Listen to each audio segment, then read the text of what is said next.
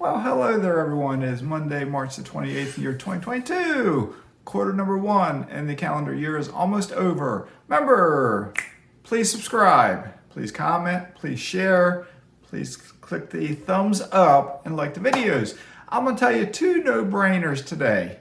And you've heard these before, but I know it takes a while to sink in sometimes. So anyway, and remember, share this channel. And also remember, I'm not a financial advisor, I'm not a CPA, and I am not an attorney. And I've already had my cup of green tea this morning. Anyway, let's see, 2 no-brainers. Okay, here's the big one. Here's the easy one. Almost anyone can participate in this, at least as long as you're 18 years old. You can get free money. Free money. Got it? Free money. Or free hotel rooms. Or free food, or free airplane tickets, or free Airbnb rooms, or free shopping, or pay some outstanding bills with free money, and so on and so on. All right, it's obvious by now, you probably know what I'm talking about. It's the use of credit cards. If you are on the fence about this, if you say, Mazske, I've been using this such credit card for 3 years. I love it. It gives me 5% gas points back or cash back or 3% cash back or whatever it might be. Why do I want to listen to this? Stay tuned, Junior. I will tell you why. All right. You have seen on my channel in recent videos, if you watch, you've heard helicopter pilot Caleb talk about a trip to Colorado. He went skiing. I think it was 3 different ski resorts. It was not a 100% free trip, but it was a trip that cost something like, I don't know, all together, $7,000, and maybe he paid, I don't know, $1,500, $1,700 out of pocket. Something like that. Pretty good savings. You've heard me talk about a trip to Marco Island, Florida. I stayed for 2 nights in a Hilton resort. It was completely free. The nights in the hotel were free. The food I ate was free. $10 worth of gas. I was thinking it was 20, but it's $10 worth of gas I used to drive there was free. And it was all due to credit cards, okay? I was doing a little bit of research looking around. You've heard me perhaps mention in some other videos, I plan to do some traveling this year. The Marco Island trip was one trip. I'm also gone to a conference. This is a free conference due to an investment. It's my mineral rights investment. It's on another island, 100% free, not using any credit cards or anything, so that's just due to my investment, okay? But I'm also planning to go out to California sometime this summer. I'm planning to go to the country of Panama sometime this summer. I may go to Chicago sometime this year. And who knows, sometimes I'm retired. Every day is Saturday. Maybe I'll go somewhere else just on the spur of a moment. Who knows? But I was doing some digging around. I was doing some reading and doing some other stuff. For years now, I got my first Chase card in April of 2018. I got the Chase Sapphire Preferred. I've had it ever since, okay? But 3 months later, I got one for my wife. And 3 months later, we got another credit card. And 3 months later, we got another credit card. And then we took a break in 2020, I guess. And then we got one for each of us in 2021. Now it's 2022. And I'm working on another Chase business card because I have rental property. And I will get 75,000 points once I meet the minimum spend, okay? So Chase Ultimate Reward points are known to be some of the best points you can get for a couple of reasons. One, if you have the Chase Sapphire Preferred, every point, single point, if you use the Travel Porter, it's worth something like 1.25 points. If you have the Chase Sapphire Reserve, every point is worth 1.5 points. So you get a better bang for your buck. You get more potential dollars for your points. Okay, but also I've heard this for 4 years now, is Chase has the most travel partners, and I've looked at this with various airlines. You know, where if I buy a ticket directly from the airline, perhaps I can get it for less points and a cheaper dollar price than if I buy it through the Chase portal. Even factoring in the 1.25 bonus I would get for having the Chase Sapphire Preferred. Sometimes the airline, sometimes, not always, might be it's a cheaper price directly with the airline. Okay, and Chase, I think, I could be wrong on this, I think their portal is kind of run by Expedia. So it's probably the prices that Expedia gets. I think, I'm not an expert on it, okay? So sometimes the airlines might just have a better price, okay? So that's an option of something you can look at. And if so, you could transfer your points, more than likely, to that airline. So then you get a better bang for your buck, okay? Something else I just was reading about this morning was hotels. You've heard me mention the Hilton Resort, okay? And you heard Helicopter Pilot Caleb mention he loves the Hilton cards because he can, stay for free, which is great. I love staying for free. But also at times you need to use points to get hotel rooms. And then I was reading about the Hyatt. I've stayed in a lot of hotels over the years. I used to be in the Navy, et cetera, et cetera. I've had to travel. I've stayed in a variety of hotels. I've never been a big fan of hotels, okay? The Hilton Resort I liked a little bit better because it was a nicer hotel, all right? But I'm still not a huge fan of hotels. And I especially don't like paying like $179 a night or $149 a night or $99 a night just for a bed to sleep in. It's like, money's tight. And if you got to spend $100, and maybe $100 is cheap nowadays, maybe the more standard room charge for not a bottom of the barrel hotel, but like a Hampton Inn.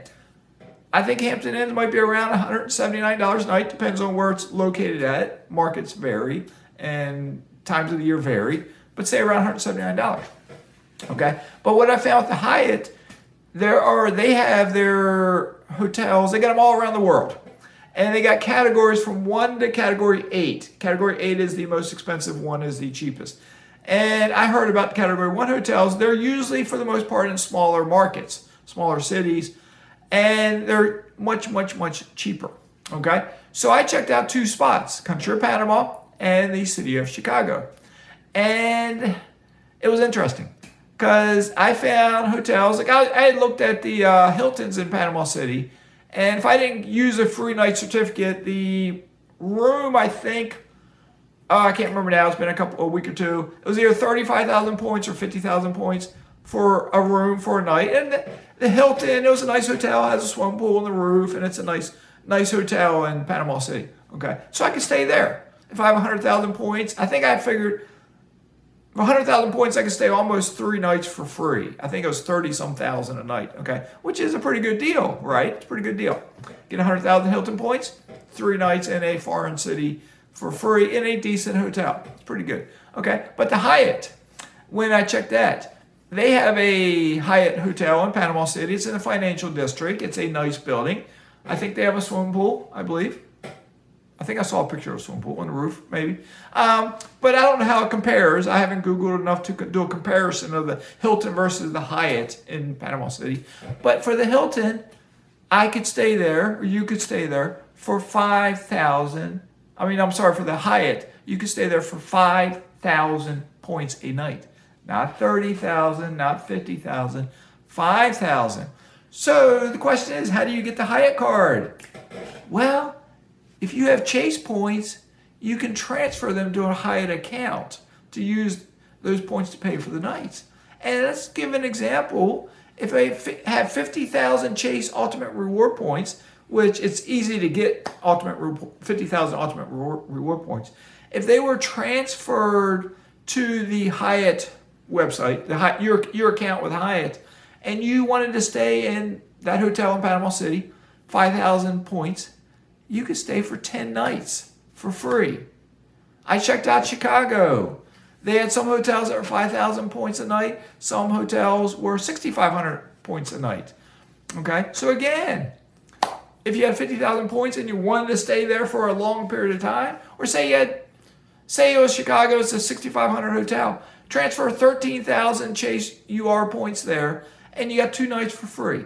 So if I go to Chicago to go to Northwest Indiana, perhaps I'll stay in a Hyatt in Chicago, which is a good hotel, and I will transfer maybe 13,000 Chase UR points over, something to that effect. But Hyatt has the lowest category hotels all over this country and all around the world. And then they have category 2, category 3, category 4. They have nicer, the resort type things, okay? So we haven't talked between Lieutenant Bill, Helicopter Pilot Caleb, and I don't think we've discussed Hyatt at all, but it's another option, okay? We've talked about the Hilton. We might have mentioned Marriott maybe in some video, and the Hyatt. We've talked about free flights, free airline tickets. So if I do this traveling, if I get free airplane tickets, and I got free lodging, the only thing left is the food. And you just heard me talk about Marco Island. I ate for free. Breakfast, lunch, dinner. Same thing at the Hyatt, free breakfast. At the Hilton, I could get, I think, a free breakfast, and I got credits to pay for food still if I stayed at a Hilton, okay? And if I wanted to stay at a Marriott, I could do the similar thing with the Marriott, okay? But I haven't stayed in a Marriott yet, okay? So that's the first no-brainer, okay? You can use credit cards. If you've had a credit card for a period of time, what are you waiting for? All right? You got to make sure you pay your credit card bill in full every single month. Never pay interest. And you don't want to get credit cards too quick. I like to go by the rule of thumb, wait at least 90 days in between getting credit cards. And I'm conservative. I get one for me and wait 90 days, and then get one for my spouse and then wait 90 days. So it doesn't come back to me for approximately 6 months from the time I get the first one. So I take even longer, okay? But if I was single, every 90 days I would get a new credit card, okay? Because there are so many other perks with these good credit cards. Free, just a variety of free stuff, dollars off, and so on and so on and so on. And the sign-up bonuses. If you get 60,000 points, 80,000 points, 100,000 points, wow. You can fly for free. You can sleep in a nice place for free. It's a no-brainer, right? It's a no-brainer. All right, second no-brainer. Everyone out there needs to get a rental property. If you get a rental property, figure it out. Watch all my videos. Watch Millennial Mike. Watch Michael Zuber. Michael Zuber overwhelmed me. He has like 8 videos a day. Watch my channel or Millennial Mike's channel or Deon Talks. He has a couple a week, I think. It's not that complicated to buy a rental property. It's steps involved. You might be overwhelmed if you think about it. Don't be overwhelmed. Breathe deep. Figure it out. Watch the variety of videos. I'm not going to rehash everything in this video because it's getting long. But it's not that hard to get your first rental property. And once you get your first one, you figured it out. So you do it again. You do it again. You do it again. Say you get to 4. Okay? How's it fit you? Do you like having 4 rentals? Are you having issues? Are they doing well? Do you get your rent checks? Are you positive cash flow? So, and if you're self-managing or you use a property manager, if the opportunity arises and you need to make repairs, especially if you're self-managing, use one of your credit cards to buy the stuff at Lowe's or at Home Depot and get those points. Get that sign-up bonus. That's what I did when I was renovating my triplex. I went through, I don't know how many credit cards I went through, 3 or 4 probably. And I probably could have done more if I was just better focused on it. But when I spent a lot of money on that triplex, but I got hundreds. I have almost 500,000 Chase Ultimate Reward points now. And I've used a lot of points over the last 4 years. And I still have almost 500,000. Once I get my next bonus of 75,000 points, I will have almost 500,000 Chase UR points. I'm not bragging about this because I am not a big spender. I am frugal. But when I renovated my triplex, that gave me I spent a lot of money. Same way now, I've bought some things for this house. Life's expensive. I do not spend cash. I don't have cash. I carry like maybe $10 in my wallet. It's been in my wallet since I came here a year ago. Okay. I do my best to never spend cash. I will spend a credit card I will use a credit card for every single thing I do. I do not use debit cards. I use credit cards. Why? Because I'm getting rewarded for doing it. I always pay my bill in full. I do not pay interest. And credit cards, rental properties, 2 no-brainers that I dare say every single working American can easily, as long as they're not in debt, get into credit card rewards. And every single working American who does that can, if they want to, start buying rental property. All right? So with that being said, I think Tom McKay said this the other day, 98% of Americans will not invest. And with credit cards, there's a higher percentage of Americans probably use credit cards for points. But it's not everybody. Because if it was everybody, the credit card companies would stop doing this. It's not everybody. It's a small percentage. So if you're the small percentage of my viewers who stick around to the end, if you haven't started yet, get started. If you need me to refer you to a card, I have a fair amount of referrals, but I'm going to run out, so don't wait too long. Because if I send you a referral, it's your way of thanking me. Okay? I put a lot of time and effort into this channel. I don't get paid for it. I don't get compensated for it. All right? It's the way that you can thank me. You get a new credit card, you get a sign-up bonus, you might get 75,000 points, which is $750. Use the Chase Reserve card, and maybe it's $1,000 or whatever it might be. But I might get 10,000 or 15,000 points, okay, with no effort on your part. So thank you for considering it. And with that being said, Mazske is signing out.